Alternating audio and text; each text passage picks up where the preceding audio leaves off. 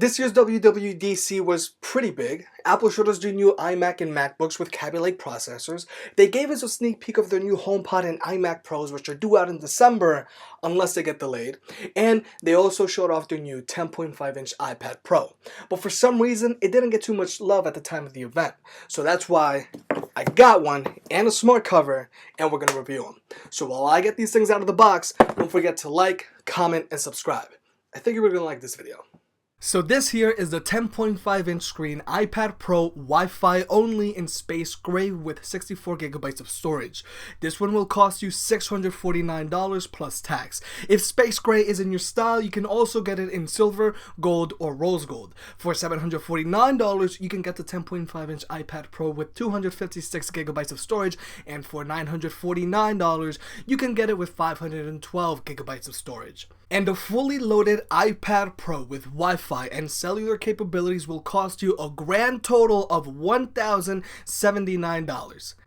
Inside the box, it's pretty standard for Apple. The tablet is front and center, you get a lightning to USB cable, and a USB power adapter. Apple is really trying to make the iPad a laptop replacement for average consumers. And for someone who just uses their computer to check social media, watch videos, answer email, and write a few reports, I think it's very doable. And with all of the cloud storage options out there right now, I think a lot of people can get away with just the 64 gig option. For comparison, the 10.5-inch iPad Pro footprint is just a little taller and wider than the 9.7-inch iPad. The 10.5 iPad Pro is 6.1 millimeters thick, while the 9.7 iPad is 7.5 millimeters thick. And the bezels on the iPad Pro are much smaller than your standard iPad. Concerning all of the power that's packed in here, that's pretty impressive. And they both weigh in at just 1 pound. Concerning specs, the 10.5 iPad Pro has a 12 megapixel camera on the back with optical image stabilization and can shoot video in 4K and record 720p video at 240 frames per second for super slow motion. It can also do 1080p at 120 frames per second as well. It also has a 7 megapixel front-facing camera for FaceTime and Snapchat filters and captures video at 1080p. There's a Touch ID sensor on the front that's 2 times faster, and when it comes to Wi-Fi, it has up to 866 megabytes per second down, so you can binge the new Game of Thrones Season 7 without any interruption. I'm going to have a separate video showcasing the 10.5-inch iPad Pro's 4K video and image quality, so make sure you check it out after this video.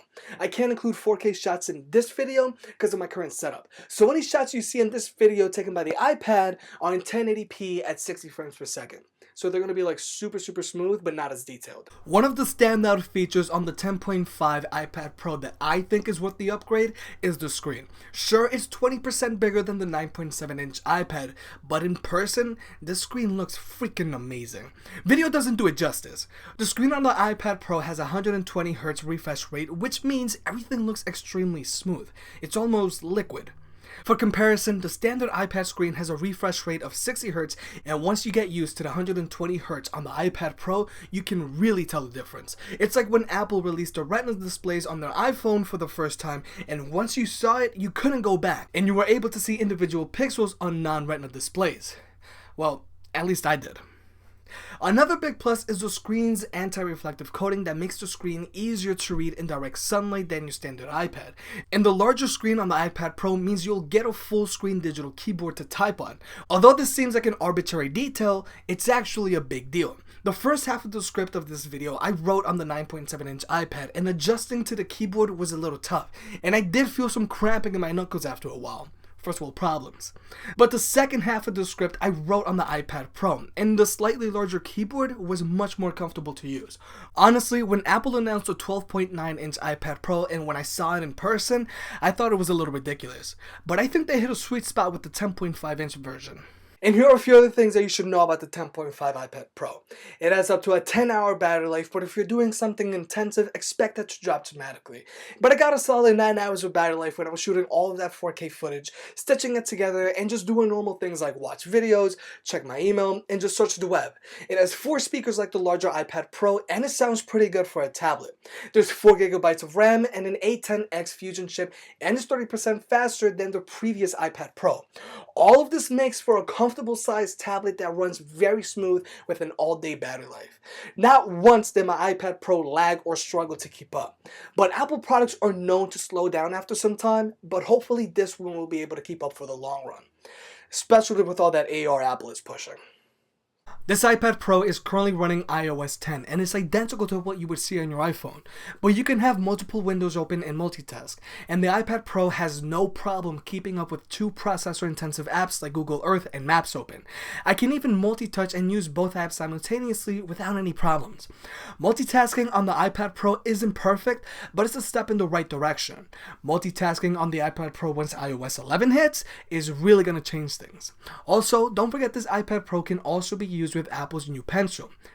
I didn't get it because I really don't need it, but Apple claims that their new Pencil paired with their new 120Hz screen means that they have the lowest latency stylus on the market.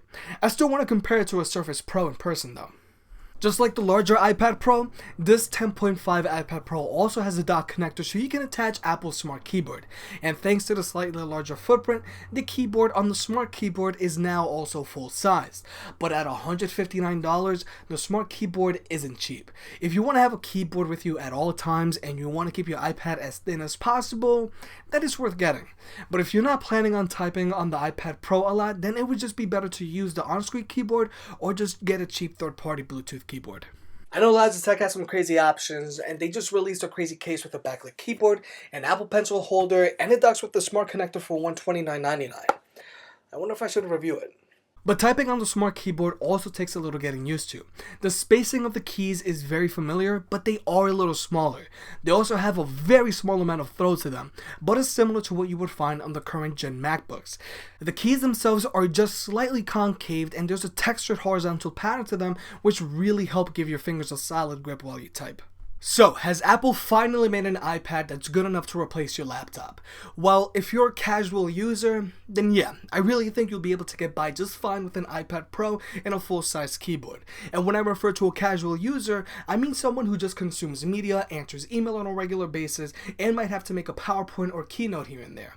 But if you're a power user or a creative, you're still going to be better off with a laptop or a workstation or even a Surface Pro. The iPad still isn't running full desktop apps, so it's a huge crutch if you're trying to use much more complicated software. App versions of your favorite programs just isn't going to cut it. A lot of people will argue that the iPad will never be able to replace your computer because it's not running a full desktop OS. But maybe things will change with the release of iOS 11. There's a lot of functionality coming to the iPads in general in the near future. But here are a few issues I have with the iPad and the smart cover. First is with the volume rocker. I like to hold my iPad here, on the bottom half if I'm holding it vertically. If I want to adjust the volume, I can't just do this. I have to raise my hand and go looking for these buttons. And they're tiny too. They're the same size as the buttons on my iPhone. I just want to see Apple bring these buttons down a little bit so I can adjust the volume from here. Now I know you can use Control Center to adjust the volume, but why have the buttons if you're not going to put them in the right place? Another issue I have is with the smart cover and the camera placement. I know some people think taking pictures with the iPad is a little ridiculous, but if there's a camera, I'm going to use it. If I'm using my iPad and the smart case is open and I want to take a picture, I can't just do this. I have to do this, or I have to do this, and this is just uncomfortable. And while I was out getting the 4K footage, there were times where I was doing this.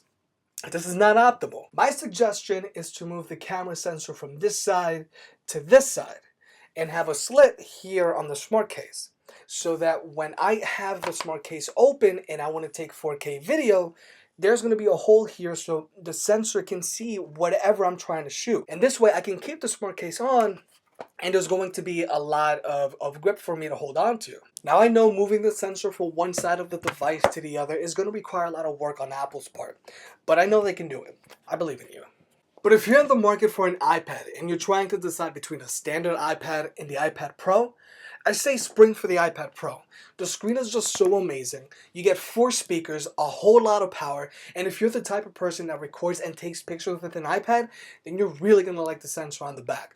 You can even edit, export, and post your 4K video onto YouTube directly from your tablet. That's what I did.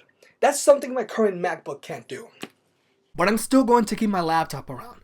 Personally, I wouldn't go in and start working on a CAD drawing, edit a full video, or working on a Photoshop project from scratch on an iPad due to ergonomic and software reasons. Stitching that 4K video on the iPad took longer than just doing it on a computer, but I would definitely like to use the iPad Pro to take those projects with me so I can put the final touches on them on the go, or have them with me so I can show people my projects on that awesome screen. If you have the budget, I think a base iMac Pro paired with this 10.5-inch iPad Pro would be pretty cool. Just start working on your projects on your iMac Pro and then transfer those projects to the iPad Pro and take them with you on the go so people can see exactly what you're working on. Hey, if you enjoyed the video, please like and subscribe. It helps out more than you realize. For more product reviews and deal alerts, check out jimcaddy.net.